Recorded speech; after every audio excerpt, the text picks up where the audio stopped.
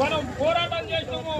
ఇది తెలంగాణ స్వరాష్ట్రం వచ్చాక కూడా ఇక మన బతుకులు మారలే, ఉద్యోగాల బతుకులు మారలే, మన కళాకారుల బతుకులు మారలే. ఇలా వీళ్ళ ప్రభుత్వాలు మనల్ని ఎంత ఆగం చేసినాయి. ఓడెక్కేదాకా ఓడ మల్లప్ప, ఓడ దిగినాక ఓడ మల్లప్ప అన్నట్టు పరిస్థితి. అట్లా కాదు. ఇప్పుడు మనం ఎదిరించాలంటే మనం అందరం గుంపులు కట్టాలి, గుంపులు ఎత్తాలి, హక్కులు సాధించాలి.